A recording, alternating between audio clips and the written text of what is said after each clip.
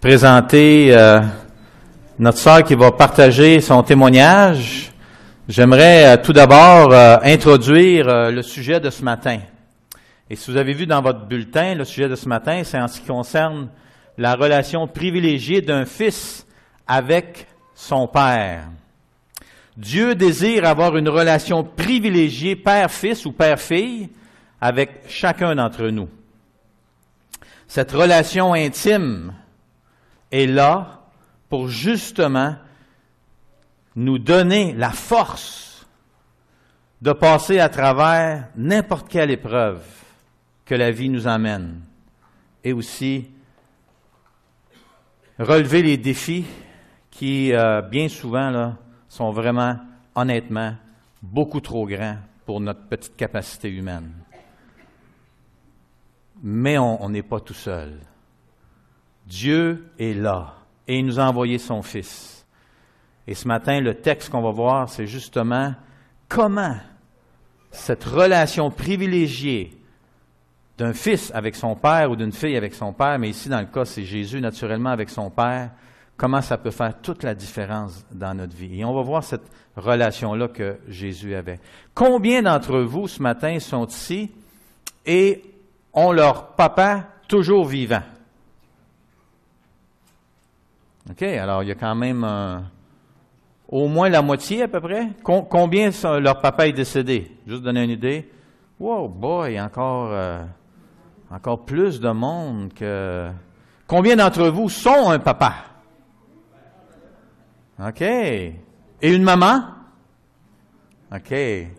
Alors, on peut tous s'identifier avec l'importance que cette relation-là, père-fils, père-fille, ou même mère-fils, mère-fille, autrement dit, cette relation exceptionnelle que l'on peut avoir avec un parent ou avec un enfant que l'on aime. Et si vous avez remarqué dans votre bulletin ce matin, c'est justement un article sur le fils prodigue. Alors qu'il y avait un père aimant qui s'est en allé loin de lui, dissipé son bien et qui finalement revient vers ce père aimant. Mais là, c'est une histoire vécue d'un fils prodigue moderne qui a vécu exactement cela et comment Dieu a mis sur son chemin tout ce qu'il fallait pour que ce fils revienne vers son père et voit son besoin de cette relation. Je pense que sans aucun doute, chacun d'entre nous, on pourrait dire ceci, c'est que la relation d'un enfant avec son parent, c'est la relation la plus importante dans notre vie. Et celle qui va avoir des répercussions pour longtemps. Êtes-vous d'accord avec moi? Vraiment. On peut vivre encore aujourd'hui, même en tant qu'adulte, des répercussions de soit cette bénédiction que certains d'entre vous avaient possiblement eue, d'un papa ou d'une maman qui était vraiment présent dans votre vie, ou bien non, le contraire. Moi, je me rappelle, OK, tout jeune, à peine dans la vingtaine,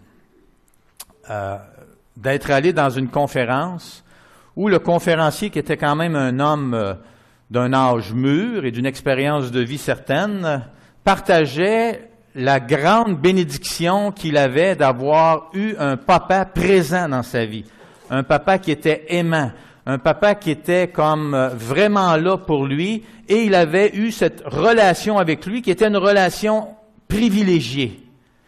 Et il dit, et là il partageait un peu, et même avec larmes, à quel point son papa était significatif pour lui dans sa vie. Là, c'était un homme mûr. Moi, j'étais dans la vingtaine.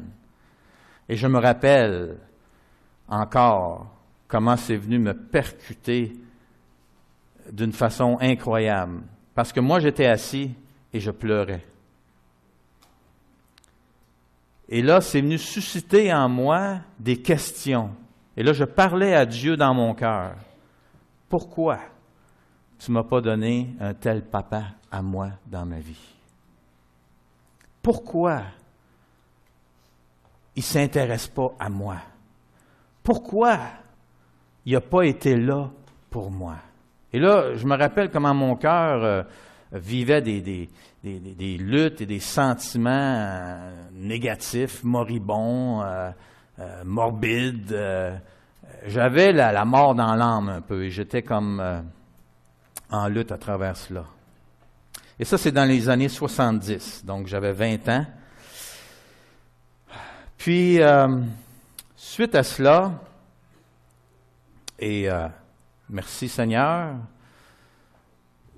j'ai entrepris comme une démarche avec Dieu, autant dans ma relation avec lui, à essayer de permettre à Dieu de faire des choses dans ma vie, à régler des choses dans ma vie, à dealer avec bien des émotions, bien de la tristesse, des regrets, de la colère, de l'amertume aussi, de l'amertume envers mon père, et même de l'amertume envers Dieu qui, d'une certaine manière, avait permis de telles circonstances. Puis là, je luttais avec toutes ces affaires-là. Puis à un moment donné, le Seigneur m'aidait à travers différentes choses, à cheminer, puis là, à faire la paix avec ceci, la paix avec cela, la paix avec cette réalité-là que c'était comme ça, puis c'était comme ça. Puis je me rappelle aussi que le Seigneur avait mis sur mon cœur de dire, fais des efforts vers ton Père, fais des pas vers lui. Et là, mon père, c'était un homme assez costaud, fermier de background, donc intimidant. Souriait pas souvent, colérique. 9e, moi, de 10 enfants, donc, comprenez? Le dernier des garçons, le 5e des garçons, 9e de la famille. Mon père travaillait beaucoup de bouche à nourrir. Et puis, j'étais intimidé par mon père. C'est comme ça que mon cœur se sentait, intimidé vis-à-vis de mon père. Donc, moi, à l'adolescence, j'allais voir maman pour qu'elle demande à papa. OK? Parce que moi, d'aller directement voir papa, là, je shakeais dans mes bottes. Et là, je me rappelle que là, le Seigneur mettait sur mon cœur de faire certains pas vers mon père. Comme, par exemple, de lui dire, dis-lui que tu l'aimes. Quoi? Juste à l'idée, j'en shakeais. J'étais tout trempe, je luttais en dedans de moi. Je disais, non, je peux pas faire ça, c'est impossible. Mon père m'a dit, hey, papa, je t'aime. Hey, tabarnouche, qu'est-ce qui va m'arriver? C'était comme trop. Je dis, Seigneur, je suis pas capable. Dis-lui que tu l'aimes. Je suis pas capable. Puis là, c'était comme, oh là, le Seigneur, il veut que je dise, je l'aime, mais je suis pas capable. Je dis, Seigneur, aide-moi, je suis pas capable. Et là, il est venu une belle idée sur mon cœur. Je suis certain que c'est le Seigneur qui l'a mis là. Écris-lui. Ah, oui, ça, par exemple, je peux faire ça. OK. Alors là, j'ai écrit. Puis là, il allait travailler à minuit. Tu as ses chiffres dans ce temps-là, tout ça. Il allait travailler à minuit. Alors, je mets ça sur la place où il mangeait avant de partir, tout ça. Je mets ça là, puis moi, je suis couché, je dors pas, mais je prie. Le lendemain, là, je demande à ma mère, « Maman, papa, il l'a-tu lu? » Parce que j'étais complice un peu avec ma mère. Elle dit, « Oui, il l'a lu, il n'était pas en même place qu'il était où tu l'as mis. » Qu'est-ce qu'il a dit? Rien. OK. Fait que moi, je le vois le lendemain, je fais comme si de rien n'était. Il n'en a jamais parlé. Jamais, il en a parlé. Il n'est pas revenu là-dessus, tout ça. Bon, OK. En tout cas, pour vous dire que de pas en pas, je faisais d'autres pas, je faisais d'autres étapes, je faisais ce que je pensais être bien. Et ça a été d'une victoire à une victoire. Et j'ai vu quelques petits progrès, OK? Dans notre relation. J'ai vu qu'à un moment donné, il était comme plus ouvert un peu, plus souriant avec moi. Même il y a eu des moments où ça a été fantastique, où là, il m'a partagé son enfance, par exemple, d'où il venait. On avait été manger à Sainte-Flore. Lui, il avait grandi à Sainte-Flore, pas loin de où on était dans le restaurant. Et là, on était, ma mère, moi, puis Christina et mon père. Et puis là, il partageait un peu. Hey, là, moi, j'étais comme un petit gars de 8 ans, 9 ans, tu sais. En train de... Mon père qui parle de sa vie, qui me partage ces choses qu'il a vécues. Puis là, lui, il comptait la ronde en cheval qu'il faisait. puis des fois il dormait, mais le cheval était tellement habitué qu'il arrêtait à chaque porte où il donnait du lait. Le cheval était quand même intelligent, hein? Il connaissait sa ronde, fait que là, mon père, il se réveillait, puis là, il fallait qu'il ait le lait, ou maintenant le voisin arrivait, il disait, « Hey, Jean-Louis, qu'est-ce que tu fais? » Et puis là, vous comprenez, alors le cheval, il me contait toutes ces affaires-là. Et là, moi, j'étais comme... Alors, il y a eu des bons moments comme ça. Mais, pour être bien honnête avec vous, OK? Il y avait un vide dans mon cœur qui demeurait là. Puis là, mon père, il est mort en 1991. Puis là, c'était comme, mon rêve ne se réalisera jamais. J'aurai jamais une relation privilégiée avec mon père. Ou même une bonne relation. Disons, peut-être pas aller jusqu'aussi loin qu'une relation privilégiée, là, tu sais, où là, c'est comme, t'es vraiment tissé serré, là, tu sais, tu peux tout dire, tu te sens soutenu, tu te sens encouragé, tu connais la pensée, il connaît ta pensée, tu partages tout avec, tu sais, puis là, c'est fantastique, tu te sens soutenu, encouragé, aimé, il croit en toi, il veut ton meilleur, il est intéressé dans ce que tu... Vous comprenez ce que je veux dire? Oh, j'aurais tellement aimé ça. Mais là, c'est ça, alors j'avais ce sentiment de dire, je sais que j'ai un vide dans mon cœur. Pourtant, je sais que Jésus, il est dans ma vie, là. Je sais qu'il m'aime. Et j'ai une belle relation avec lui. Mais il y a quand même un vide. Mais je dois l'accepter. C'est comme ça. Et je savais que ce vide-là avait un lien avec mon père, avec la relation que je n'avais pas eue avec lui, que j'aurais tant aimé avoir. Et là, j'avais des prix de consolation, comme, dans le fond, je n'ai pas eu avec mon père ce que j'aurais aimé avoir. J'ai fait ce que j'ai pu faire, puis il y a eu une certaine amélioration, et j'en suis content. Merci, Seigneur.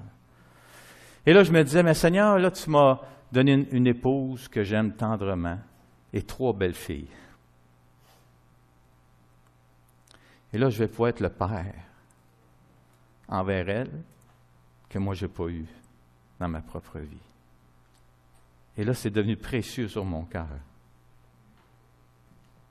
d'être un bon papa. Présent, aimant, et ainsi de suite. Mais il y avait toujours ce vide, ce petit vide dans mon cœur. Et je m'étais résigné à dire, il est là, ça va être là jusqu'à la fin de mes jours. C'est comme ça. La vie est comme ça. C'est malheureux, ça ne devrait pas, mais c'est comme ça. Et là, il s'est passé de quoi? En 2009, où là, Dieu a fait une guérison incroyable dans ma vie. Et savez-vous ce qui s'est passé lié à cette guérison? C'est que quand dans la prière, j'ai rencontré Jésus, je lui ai demandé ceci. Pourquoi? Est-ce que mon papa m'aimait pas? C'est bizarre, hein? Ça a été spontané, pas réfléchi, pas prémédité. Ça a été comme ça. C'est la question qui est sortie de mon cœur. Pourquoi? Et là, Jésus m'a expliqué pourquoi. Et là, j'ai compris que ça n'avait rien à faire avec moi. Que ce n'était pas à cause de moi. Pas moi qui avais un problème. C'est pas moi qui n'étais pas aimable. C'est que mon papa ne pouvait pas me donner ce qu'il ne pouvait pas me donner. Mais ça n'a pas arrêté là. Parce que là, Jésus m'a aussi montré, moi, je veux être là pour toi. Et là, j'ai basculé complètement. Je ne peux pas vous dire ce que ça me fait, mais je peux vous dire ceci, c'est que je sais maintenant, je ressens cette proximité avec Jésus. J'ai avec Jésus cette relation privilégiée d'un fils avec son père. Et mon cœur a complètement changé.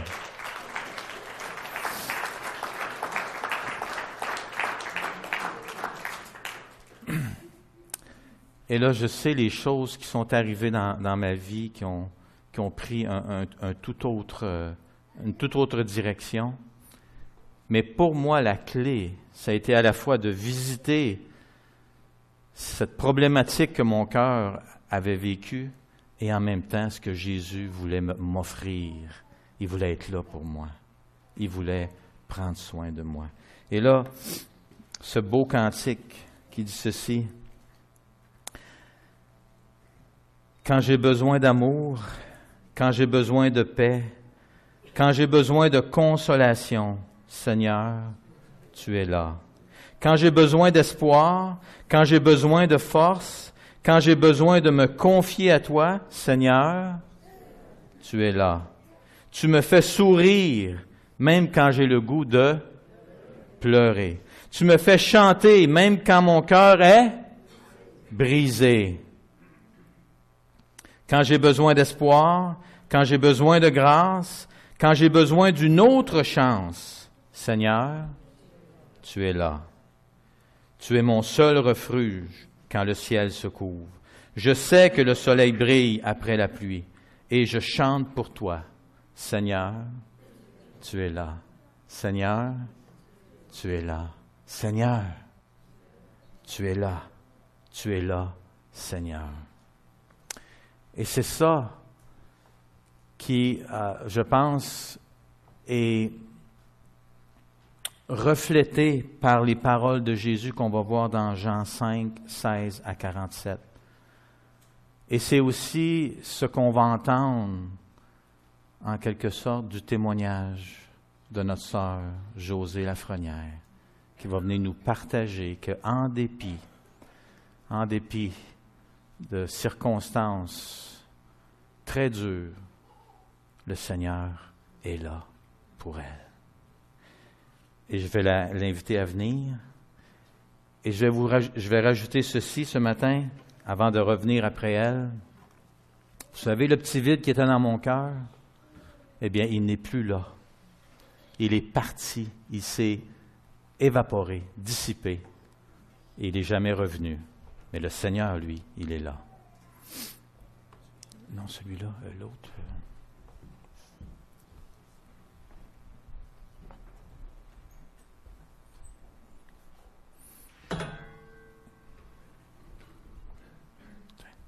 Celui-là, il est plus haut.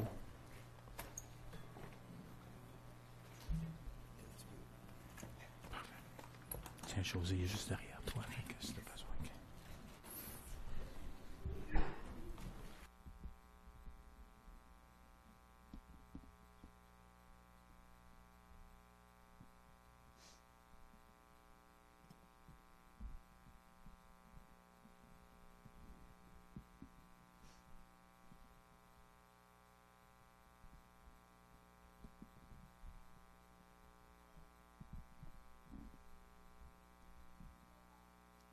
Mon Dieu, cette semaine, ma pression était très basse.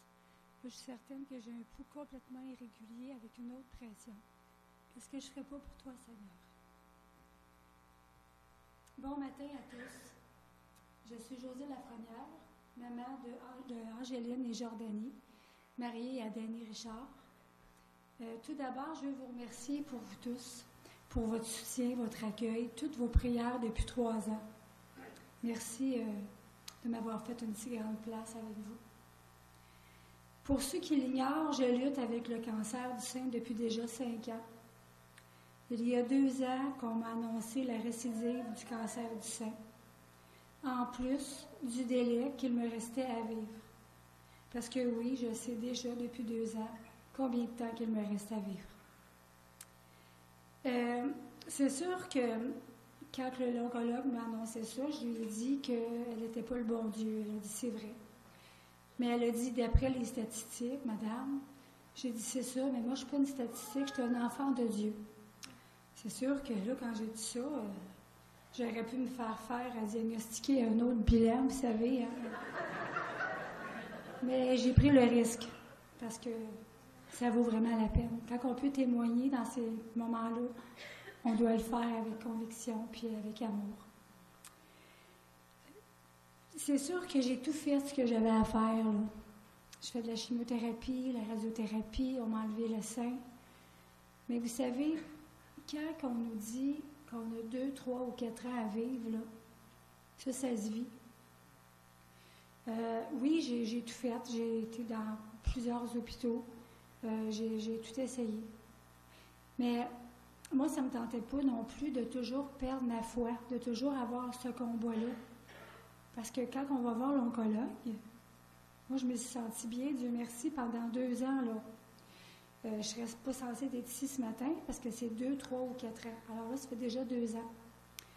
Puis, je me disais, êtes-vous sûre que vous n'êtes pas trompée? Parce qu'elle me disait, comment ça va, Madame Lafrenière, aujourd'hui? Ça va super bien.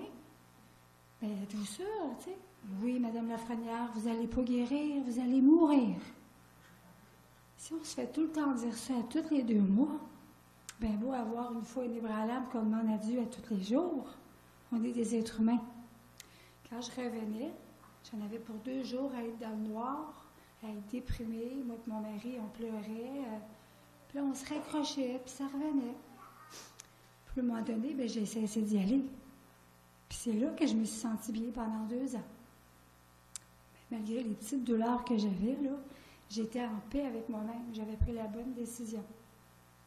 Ils sont limités, eux. Dieu ne l'est pas. Je suis très réaliste. Je sais très bien que c'est la volonté de Dieu qui mène. Mais on a le droit de demander de rallonger des jours à notre vie aussi. Et à travers cette annonce, c'est sûr que ça a été très ébranlant. Probablement que pour vous, ce matin, ça l'est aussi, parce que peu d'entre vous sachent, vous savez que j'étais décomptée. Les gens, la plupart de vous me disiez, ça va bien, Josée, je prie pour vous, t'es rayonnante, t'es belle, lâche pas. Moi, je le savais que j'étais décomptée. Mais il n'y a pas un instant où est-ce que je vivais en fonction de ça. Parce que j'étais avec Dieu. J'étais portée par sa grâce. Puis ça, je ne vous souhaite pas d'être malade, mais non. Mais je vous souhaite de vivre ça. C'est très grand et c'est très fort. Dieu est vraiment là. Parce que c'est pas évident. Puis j'ai pas juste un cancer au sein. J'ai une grosse plaie à soigner à tous les jours. Ça fait 2 ans que je fais des passements moi-même. Puis j'ai aussi des métastases au foie qui n'ont pas bougé, qui restent là. Fait que il faut vraiment avancer par la foi. Pas parce qu'on entend, puis pas par la vue. Dans mon cas, ça fonctionne très bien. Je suis heureuse d'être ici. Si vous saviez comment j'étais à moitié morte, là, toute la semaine, parce que j'ai un gros ventre. Non, je ne suis pas enceinte. J'aurais préféré l'être, mais non, c'est pas ça. C'est du liquide acide qu'on appelle dû à la maladie qui évolue. Alors ça, c'est les nouvelles que j'ai eues parce que j'ai dû me rendre à l'Hôtel Dieu parce que mon ventre s'est mis à grossir d'un coup comme ça. Puis là, ben, je me suis dit, voyons, pourquoi d'un coup comme ça? Puis eux, ben, c'est sûr que j'appréhendais d'y aller. Je ne voulais pas y aller. Je savais qu'ils passeraient la batterie de test qui vient avec. Puis moi, j'avais pas vraiment la force, les capacités de vivre ça, puisque j'avais refusé d'aller les voir pendant 2 ans. Moi, ça ne me tente pas de me faire entretenir. Ben, il vous reste temps, là. Il vous reste temps, ça va aller là, ça va faire ça. C'est assez difficile, là, tu sais. Mais je suis allée, puis j'ai dû avoir des tests, mais ils ont été très gentils. On leur a dit qu'on ne voulait pas comment savoir elle évoluer, la maladie. Mais elle évolue. Qu'est-ce qui est souffrant? C'est le ventre. C'est plein de liquide acide dû au cancer. Il n'y a rien à faire avec ça. Eux, ils ne peuvent pas faire des ponctions tout le temps. Ça risque de toujours revenir. Fait qu'est-ce qu'on fait? Puis on s'en remet encore à Dieu. Il faut focusser encore à Dieu. Dieu est tellement fort que je suis ici ce matin. Hier, j'avais la peine à respirer, puis j'ai pris mon bain toute la nuit. Je voulais vraiment être ici pour vous partager mon témoignage que j'ai sur le cœur depuis déjà peut-être 2-3 mois à vous partager. C'est la preuve vivante de ce que le Seigneur fait dans notre vie, le fait que je sois ici ce matin à vous parler. Nous vivons à travers ces souffrances-là des choses très grandes et profondes malgré tout. Vous savez, le Seigneur ici, ce qu'on a besoin bien avant qu'on soit là, puis il savait quel mari me donner, puis il a choisi mes enfants. Il savait tout, puis son plan est parfait. Il ne pouvait pas avoir meilleur enfant pour moi avec ce qu'on vit, puis meilleur mari que ça. On est quand même, moi, je serais quand même rassurée et serein. Et je remercie le Seigneur de m'avoir donné le mari et les enfants. Chaque jour, nous prions et les filles se joignent et elles posent leurs petites mains sur mes douleurs avec toute leur petite confiance. Puis ils viennent à moi, puis là, ils imposent leurs petites mains. Fait que ça, c'est un beau cadeau. Beaucoup de gens ne le vivent pas. C'est le cadeau que Dieu donne. La joie de vivre que j'ai, malgré la maladie, c'est une bénédiction que Dieu donne, Dieu seul peut donner aussi. Le Seigneur nous a donné des grâces et nous en donne encore en abondance, des forces insoupçonnables, le courage digne d'un roi, une paix inestimable, puis une sérénité qui vient vraiment de lui. Vous savez, il a fallu, comme je vous dis, se prolonger dans toutes ces choses-là. C'est sûr que je ne suis pas sans penser qu'il va venir me chercher, c'est certain. C'est sûr que je vous mentirais si je vous dirais j'aime Jésus, oui, je l'aime, c'est pas ça que je veux dire, je l'aime, mais je suis prête à m'en venir, Seigneur, avec toi, puis je suis prête à abandonner les deux mains de mes enfants et de mon mari. Non, pas personne ici, de toute manière, je pense qui est rendu là pareil. C'est un détachement. On doit se détacher, oui, sur la terre, mais c'est difficile. Ça, c'est le combat que je mène actuellement. Il y a une seule demande que l'on fait chaque jour. Et je vais vous le citer dans Isaïe 38, de 1 à 7. Oui. C'est pas arrangé, hein? Je ne sais pas pourquoi, j'étais en arrière. Je me suis levée tout bonnement. Il y a quelque chose ou quelqu'un qui m'a poussé à venir tenir cette femme-là que je ne connais pas du tout. Je lui tiens les épaules. Elle a une force merveilleuse. Je ne peux pas dire épouvantable. Tout ce qu'elle dit, cette madame-là, les paroles, puis le bon Dieu, puis faut quitter notre famille, puis se laisser aller, puis apprendre tout le cancer, puis blablabla. Moi, je l'ai entendu par rapport à mon fils, que tout le monde sait maintenant. Je ne sais pas comment cette femme-là, moi je ne l'ai pas. Merci Seigneur, je n'ai pas cette maladie-là. Je ne sais pas comment cette femme-là peut vivre intérieurement. Oui, avec Dieu, tout est possible. Oui, avec nos prières, tu t'en sors. Avec Jésus, sans Dieu, tu ne peux pas rien faire, tout est possible. À lui. Mais cette femme-là, sur terre, c'est moi qui dis ça matin. Sur terre, on est de passage. Hein?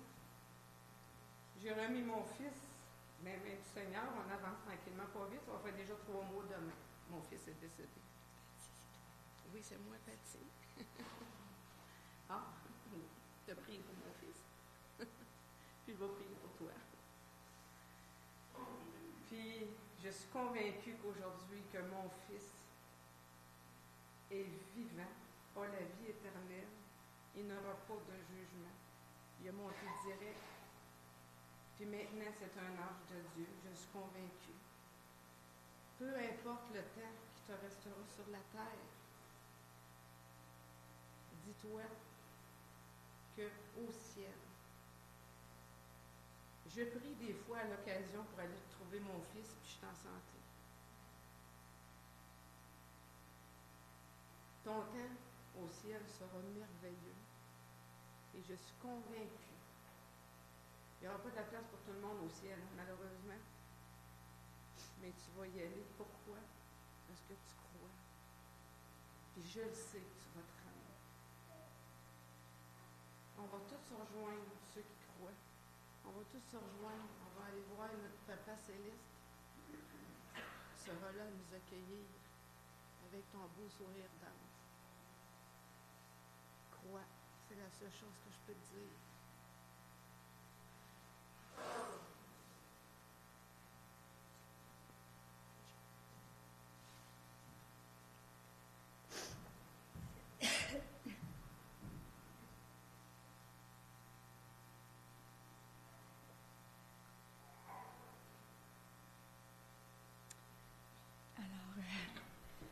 C'est ça, rendu à Isaïe 38. J'ai une belle confiance en Dieu que Dieu me donne, une foi inébranlable que je demande à chaque jour, mais je suis assez Thomas de nature aussi. Parce que quand j'ai eu mes moments difficiles d'angoisse dans la chimiothérapie, j'étais très apeurée. Je demandais à Dieu de me parler à travers sa parole. Et j'ai dû écouter, puis j'ai ça 4 fois. La première fois, je me suis dit, c'est un hasard, je l'ai fermé. J'ai recommencé au bout de 15 minutes, je l'ai réouvert, puis c'était encore la même chose. Mais je me suis dit, ben là, Josie, c'est parce que tu viens juste de l'ouvrir, là, puis tes doigts savaient où aller. Ça, c'est vraiment épouvantable, je sais. Et j'ai réessayé encore 3 jours plus tard. Oh, mais j'ai dit, ce verset-là, tu l'aimes tellement qu'il y en est tapé dans ta Bible, là, tu sais. Alors, je vais vous le lire. Ce verset-là, il m'aide beaucoup. À cette époque, Ézéchias tomba malade. Il était près de mourir. Et le prophète Isaïe, fils d'Amos, se rendit à son chevet et lui dit, « Voici ce que l'Éternel déclare. Prends tes dispositions, car tu vas mourir, tu ne te rétabliras pas. » Alors Ézéchias tourna son visage du côté du mur et pria l'Éternel en ces termes. « De grâce, Éternel, tiens compte de ce que je me suis conduit avec fidélité, d'un cœur sans partage, et que j'ai fait ce que tu considères comme bien. » Ézéchias versa d'abondantes larmes. Alors l'Éternel s'adressa à Isaïe en disant, « Va dire à Ézéchias, voici ce que déclare l'Éternel, le Dieu de David, ton ancêtre. J'ai entendu ta prière et j'ai vu tes larmes. Eh bien, je vais prolonger ta vie de 15 années. Je te délivrerai, toi et cette ville du roi d'Assyrie, et je protégerai cette ville. » Wow! Hey! C'est la prière que je vous demande, s'il vous plaît, si je peux me permettre. Peut-être pas 15 années, c'est biblique. 10, 15, 20, même un autre 5, je le prendrais vraiment volontiers. Pourquoi? Mes filles ont 7 ans et 9 ans. J'aimerais ça que le Seigneur continue à m'enseigner pour que je puisse leur enseigner à travers elles. Elles sont trop petites, elles vont m'oublier, elles ne me reconnaîtront pas. Ça, c'est mon plus grand désir ardent qui brûle vraiment dans le fin fond de mon cœur. Alors, si je peux vous permettre, c'est sûr que des enfants, ça n'a pas la même perception que nous. Je vous demanderais, s'il vous plaît, mes enfants ne sachent pas ça, moi, là, que je suis décomptée, qu'il me reste temps à vivre. Ils n'ont pas à savoir ça. Nous, on vit notre moment présent, on a confiance en Dieu. Si Dieu nous amène là, ça va se faire tout seul. Dieu sera encore là. Il n'y a pas question de parler de ça tout de suite, de briser la dynamisme, puis non. Non, ça serait vraiment trop triste. Alors, on continue de vivre dans notre moment présent, puis Dieu nous guide vers ce qu'il y a de mieux. Merci de continuer à prier pour moi. En terminant, voici ce que la prière, vous savez, c'est une arme puissance. Où l'on soit, notre prière agit. On peut, au loin, faire épanouir une conversation. On peut éclore une mission en priant. On peut soulager une souffrance, assister un mourant, éclairer un responsable, pacifier un foyer, sanctifier un pasteur. Par la prière, on peut aussi faire penser au Seigneur dans le cœur des autres, faire jaillir un acte d'amour, faire grandir la charité dans un cœur, repousser une tentation, apaiser des colères et adoucir des duretés, etc. Alors, la foi, C'est un beau cadeau, hein? C'est tout qu'un défi, hein? C'est le défi à nous tous. Alors, je vous souhaite une foi inébranlable, puis je vous aime tous, même si je ne vous connais pas tous, puis que Dieu vous bénisse abondamment, puis je vous remercie de m'avoir écouté.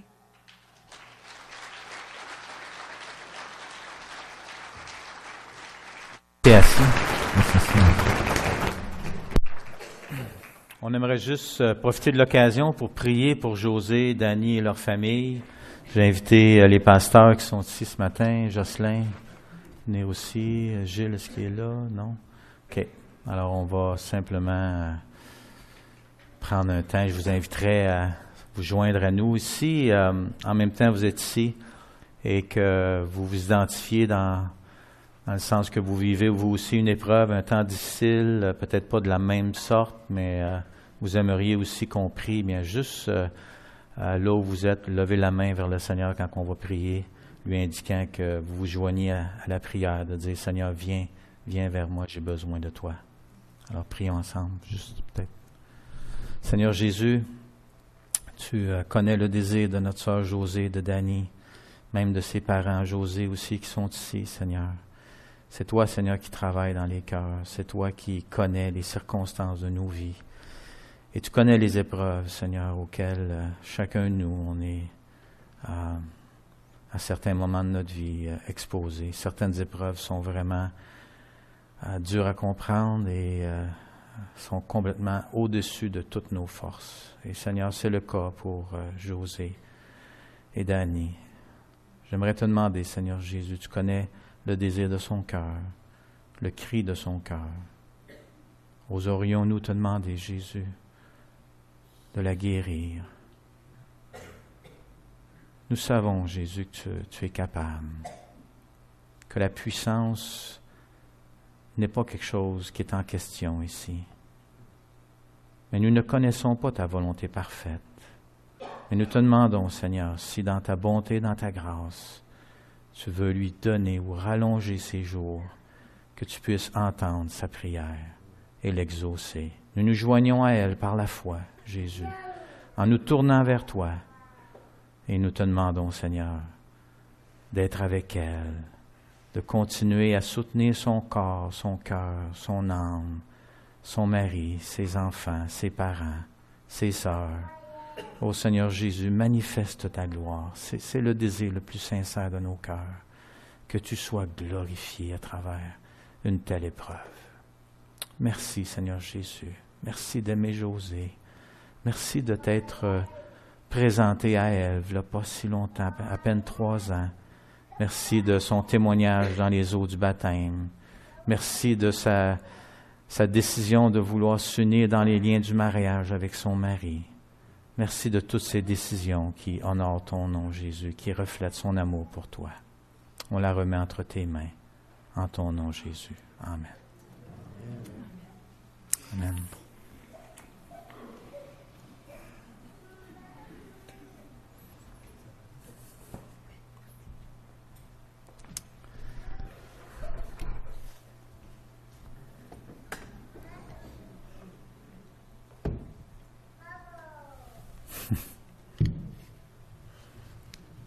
Fermez ce micro-là, Fabien. OK. Excellent. Vous avez été édifiés? Amen. Maintenant, on va aller voir Jean 5, 16. Voilà, celui-là. Alors, Jésus avait fait cette déclaration surprenante. Au verset 17, « Mon Père agit, travaille jusqu'à présent, moi aussi j'agis, je travaille. » Alors ici, on va relire le texte et j'aimerais que vous puissiez porter attention sur qu'est-ce qui indique justement dans ce que Jésus est en train de dire, cette relation privilégiée qu'il avait avec son Père. C'est pourquoi les Juifs poursuivaient Jésus parce qu'il faisait cela pendant le sabbat, c'est-à-dire le miracle du paralytique, juste dans les versets précédents, qui avait bouleversé leur habitude et leur compréhension de ce qui pouvait se faire le jour du sabbat. Alors, mais Jésus leur répondit à ses leaders spirituels, « Mon Père agit, travaille jusqu'à présent, donc moi aussi j'agis, je travaille, qui est vraiment une déclaration pour le moins surprenante d'un homme. Verset 18. À cause de cela, les Juifs cherchaient encore plus à le faire mourir, non seulement parce qu'il violait le sabbat, mais parce qu'il disait que Dieu était son propre Père, se faisant ainsi lui-même égal à Dieu. Alors, ils comprennent qu'est-ce qui est en train de se passer, puis qu'est-ce que Jésus est en train de dire et l'implication de ses paroles. Verset 19, Jésus leur répondit, donc, en vérité, je vous le dis, le Fils ne peut rien faire par lui-même, mais seulement ce qu'il voit faire au Père. Et là, il n'est pas en train de dire, moi, je suis en train de faire ces choses-là de mon propre chef. Et là, il est en train de montrer à quel point, justement, sa relation avec Dieu, c'est ça qui fait la différence. C'est sûr que c'est une relation assez unique, que personne d'entre nous, on pourrait dire qu'on peut avoir une telle relation avec Dieu, mais en même temps, Jésus est venu nous ouvrir une relation privilégiée avec Dieu. Alors voilà. Car tout ce que le Père fait, le Fils aussi le fait également. Verset 20. Car le Père aime le Fils et lui montre tout ce qu'il fait. Il lui montrera des œuvres plus grandes que celles-ci afin que vous soyez dans l'étonnement. Alors Jésus va loin. Verset 21, « Car comme le Père ressuscite les morts et les fait vivre, de même aussi le Fils fait vivre qui il veut. » Verset 22, « Car, ou de plus, le Père ne juge personne, mais il a remis tout jugement au Fils, afin que tous honorent le Fils comme il honore le Père. Celui qui n'honore pas le Fils, n'honore pas le Père qui l'a envoyé. » Encore là, on voit là, cette proximité entre le Fils et son Père. Verset 24, « En vérité, je vous le dis, celui qui écoute ma parole et qui croit à celui qui m'a envoyé a la vie éternelle et ne vient pas en jugement, mais il est passé de la mort à la vie. » Verset 25, « En vérité, je vous le dis, l'heure vient, et c'est maintenant où les morts entendront la voix du Fils de Dieu, et ceux qui l'auront entendu vivront. En effet, comme le Père a la vie en lui-même, ainsi il a donné au Fils d'avoir la vie en lui-même. » C'est spécial. Verset 27, « Et il lui a donné le pouvoir d'exercer le jugement parce qu'il est Fils de l'homme. Ne vous en étonnez pas, car l'heure vient où tous ceux qui sont dans les tombeaux entendront sa voix. Ceux qui auront fait le bien en sortiront pour la résurrection et la vie, ceux qui auront pratiqué le mal pour la résurrection et le jugement. Moi, je ne peux rien faire. » Et là, je vais réinsister, là, verset 30, « Moi, je ne peux rien faire par moi-même. Selon ce que j'entends, je juge, et mon jugement est juste, parce que je ne cherche pas ma volonté, mais la volonté de celui qui m'a envoyé, c'est-à-dire son Père. » Et là, je vous ai préparé un petit tableau comparatif pour voir à quel point c'est fort la relation privilégiée que Jésus a avec son Père et qui est en train de vraiment expliquer et de déclarer des choses qui sont, et comme on voit pour les Juifs, assez surprenantes, pour ne dire scandaleuses à leurs yeux. Alors on voit qu'au verset 17, Jésus dit « Le Père travaille même le jour du sabbat ». En disant « J'ai fait un miracle le jour du sabbat, mais ne vous en étonnez pas, mon Père, il travaille le jour du sabbat. » En fait, le seul jour du sabbat qui n'a pas travaillé, c'est lequel? C'est le premier jour du sabbat qui a jamais existé sur la terre, dans Genèse. C'est le seul jour où Dieu a rien fait. Jésus dit, mon Père travaille toujours, même le jour du sabbat. Mais moi aussi, je travaille le jour du sabbat. C'est incroyable. Et là, c'est ça. Le Fils travaille même le jour du sabbat. Alors donc, c'est spécial, là, parce que là, Jésus est en train de dire quelque chose qui est pesant. Le Père est Dieu, verset 18. Le Fils est Dieu lui aussi. Le Père fait tout ce qu'il veut. Et là, regardez la distinction. Est-ce que le Fils fait tout ce qu'il veut? Jésus dit, le Fils fait tout ce que le Père veut. Ah! Et là, vous voyez comment la proximité que Jésus est en train de dire. Jésus est vraiment le seul, là, honnêtement, qui peut dire une telle phrase. Pouvez-vous dire cette phrase-là ce matin, honnêtement? Pouvez-vous dire, moi, je ne fais seulement ce que mon Père céleste veut? 24 heures par jour, 7 jours par semaine, 7 jours, c'est ça, par semaine, puis 365 jours par année. Hein? On n'est pas capable de dire ça, nous autres. On serait des illuminés, là. On aurait besoin, nous autres, d'un verdict pour s'en aller à quelque part. Hein? On ne peut pas dire ces choses-là. Jésus pouvait le dire. Parce qu'il y avait cette relation-là unique et vraiment privilégiée avec son Père. Le Père ressuscite les morts et les fait vivre. Le Fils ressuscite les morts et les fait vivre. Le Père ne juge personne car il a remis tout jugement au Fils. Le Fils jugera un jour toute personne parce que son Père lui a remis ce jugement-là. Le Père mérite d'être honoré par tous. Le Fils mérite d'être honoré par tous. Tellement qu'ils sont un. Jésus pouvait dire une telle chose. Le Père est honoré par ceux qui honorent son Fils. Le Fils est honoré par ceux qui honorent son Père. Voyez comment que c'est ici, proximité. Le Père a la vie divine en lui-même. Jésus dit le Fils a lui aussi la vie divine en lui-même. Incroyable. Et là, le Père a envoyé son Fils sur la terre et il lui a rendu témoignage. Et maintenant, le Fils dit, je suis venu sur la terre et je rends témoignage de mon Père. Incroyable, la proximité. Maintenant, quand on fait de telles déclarations, il faut être appuyé par quelque chose. Hein? Il faut avoir des témoins. Et dans l'Ancien Testament, dans la loi, quand tu déclarais des choses ou quand tu rendais témoignage à quelque chose, ça prenait des témoins pour appuyer que ton témoignage était vrai. Mais là, ici, ce qu'on voit, c'est que le Père lui-même, Jean-Baptiste, les Écritures et Moïse rendent témoignage à ce que Jésus est en train de dire. Autrement dit, Jésus dit, je ne parle pas de moi-même, moi, je ne suis pas en train d'inventer des affaires, je ne suis pas en train de réclamer être quelque chose que je ne suis pas, je suis en train de dire quelque chose et j'ai non seulement mon Père, j'ai les Écritures, j'ai Jean-Baptiste et j'ai Moïse qui m'appuient. Regardez, si c'est moi qui rends témoignage de moi-même, mon témoignage n'est pas vrai. C'est un autre, son Père, qui rend témoignage de moi et je sais que son témoignage qu'il rend de moi est vrai. Vous avez envoyé des messagers vers Jean et il a rendu témoignage de la vérité en parlant de lui. Pour moi, ce n'est pas d'un homme que je reçois le témoignage, mais je dis ceci afin que vous soyez sauvés. Jean était la lampe qui brûle et qui brille, et vous avez voulu vous réjouir une heure à sa lumière. Moi, j'ai un témoignage plus grand que celui de Jean, car les œuvres que le Père m'a donné d'accomplir, ces œuvres même que je fais témoignent de moi que le Père m'a envoyé. Et le Père qui m'a envoyé a lui-même rendu témoignage de moi. Vous n'avez jamais entendu sa voix, ni vu sa face, et sa parole ne demeure pas en vous, puisque vous ne croyez pas à celui qui l'a envoyé. Vous sondez, étudiez avec soin les Écritures, parce que vous pensez avoir en elles, être convaincus d'en obtenir, la vie éternelle. Ce sont elles pourtant qui rendent témoignage de moi. Et vous ne voulez pas venir à moi pour avoir la vie? Je ne reçois pas de gloire des hommes, mais je vous connais.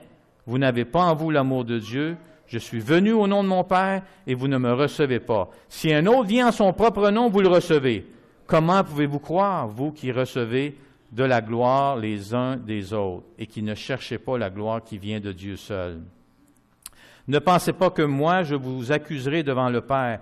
Celui qui vous accuse, c'est Moïse, en qui vous avez mis votre espérance. Car si vous croyez Moïse, vous me croiriez aussi, parce qu'il a écrit à mon sujet.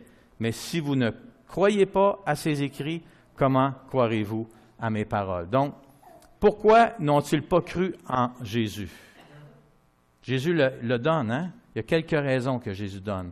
Pourquoi vous ne croyez pas en moi? Pourquoi vous n'acceptez pas qui je suis? Pourquoi vous n'acceptez pas de venir à moi pour que je puisse vous donner la vie éternelle? Pour que vous puissiez avoir une relation intime et privilégiée avec mon Père. C'est pour ça que je suis venu sur la terre. Pourquoi vous ne venez pas à moi? Pourquoi vous ne croyez pas en moi? Et là, ici, premièrement, il dit, la parole de Dieu ne demeure pas en eux. C'est Jésus qui le dit. Pourtant, ils étudiaient les Écritures, mais il dit, vous ne l'avez pas, la parole de Dieu, en vous. Il y a quelque chose qui ne marche pas dans votre affaire. Ensuite, ils placent leur espérance de la vie éternelle dans leurs études minutieuses des Écritures au lieu de venir à Jésus par la foi. Donc, autrement dit, ils s'appuyaient sur leur propre capacité à eux. Et là, je disais, nous autres, on les connaît, les Écritures, on les sonde, mais ils ne venaient pas pourtant à Jésus pour lui faire confiance. Troisième chose, ils n'ont pas en eux l'amour de Dieu. Ah là, Jésus va loin, là. Autrement dit, toute votre religion, votre religiosité, tout ça, là, c'est pas motivé par l'amour de Dieu.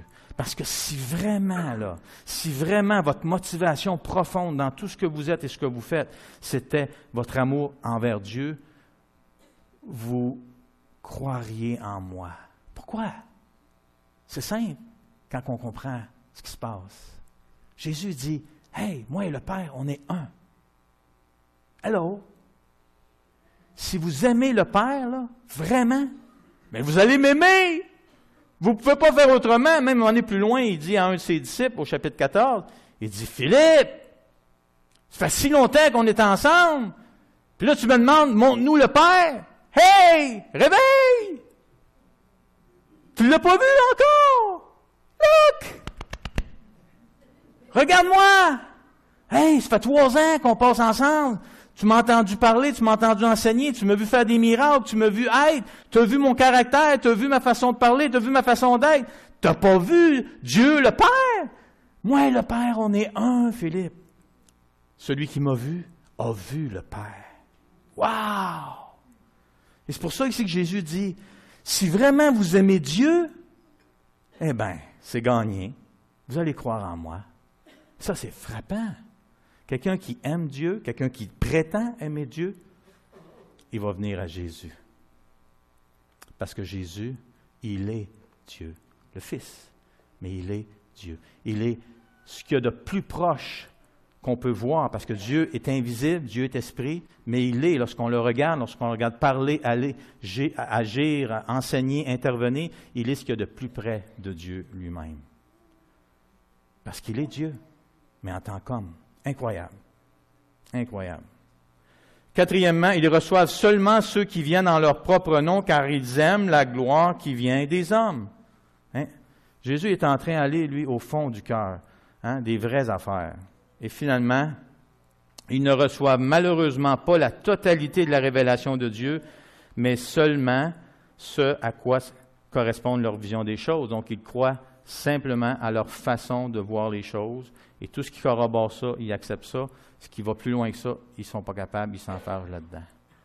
Ce matin, la bonne nouvelle que le texte est en train de nous montrer ce matin, et je termine avec ça, c'est que Jésus nous invite ce matin à avoir une relation intime avec son Père. Et il est la solution.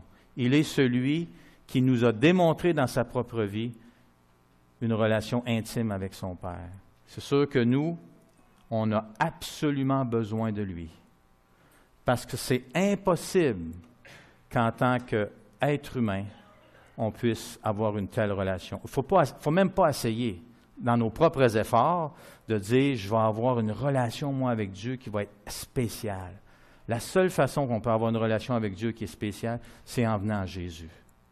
Lui va nous emmener au Père. Il est le chemin, la vérité et la vie, et nul ne vient au Père que par lui. Ce matin, je vous invite à venir à lui. On va se lever ensemble pendant que l'équipe vient en avant, et j'aimerais ça qu'on puisse prier, et ensuite ils vont faire un chant. Et si ce matin, vous savez que votre relation avec Dieu n'est pas ce qu'elle devrait être, et que vous faites face à des défis qui dépassent votre entendement, vous le savez que vous n'avez pas ce qu'il faut pour passer à travers ça, ou vous êtes au beau milieu d'épreuves, la bonne nouvelle, c'est que Jésus veut être là pour vous. Jésus vous invite ce matin à aller à lui. Prions ensemble. Seigneur Jésus, tu nous vois chacun de nous ce matin. Tu sais, Seigneur, qu'on est tous des êtres humains, faibles, pécheurs, et que notre seul espoir, Jésus, c'est de venir à toi. Et Seigneur, j'aimerais ce matin demander à ton esprit de toucher le cœur de ceux et celles qui sont ici. Certains sont peut-être dans une relation d'intimité avec toi, Jésus, et leur relation va vraiment bien. Tu leur parles, ils te parlent, et puis ils obéissent à ta voix parce qu'ils ont cette force que tu leur donnes pour passer à travers les défis et les épreuves de la vie. Et Seigneur, ils s'accrochent à toi. Et ils marchent dans ta voie. Ils écoutent ta voix et font ce que tu leur demandes. Et ils sont en paix avec toi, Jésus. Béni sois-tu, Seigneur, pour ces personnes. Mais aussi, Seigneur, tu sais qu'il y en a d'autres qui peut-être sont ici ce matin et qui, eux, luttent jour après jour. Beaucoup de doutes, beaucoup de questionnements. Et Seigneur, ils se demandent, t'es où? Tu fais quoi, Seigneur? J'ai pas l'impression que tu es là, j'ai pas l'impression que tu m'aimes, j'ai pas l'impression que tu es à mes côtés. Seigneur, est-ce que tu vois ces cœurs-là aussi ce matin? Est-ce que tu viendrais vers eux? Est-ce qu'ils se tourneraient vers toi en disant, Jésus, donne-moi, je veux avoir cette relation-là que tu avais avec ton Père. Je veux aussi, moi aussi, marcher dans une communion intime avec toi et avec ton Père. Seigneur, montre-moi qu'est-ce qu'il y a qui ne va pas. Et Seigneur, il y en a peut-être d'autres ce matin qui sont ici, puis ils ne te connaissent même pas encore comme sauveur personnel. Ils ne sont pas venus au pied de ta croix. Jésus, est-ce que tu pourrais ce matin les inviter? Est-ce qu'ils pourraient répondre à cette invitation de « Viens, viens à moi. Tel que tu es, viens à moi. Donne-moi ton péché, donne-moi ta vie, donne-moi tes problèmes, donne-moi tes tracas.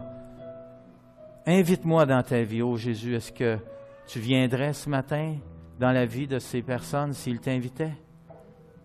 Seigneur, tu es fidèle. Tu dis que tu ne mettras pas dehors celui qui vient à toi. Alors, Seigneur, on te prie que ton Saint-Esprit agisse. On veut te voir à l'œuvre, Seigneur Jésus. On a besoin de toi. Gloire à toi, Jésus. Amen.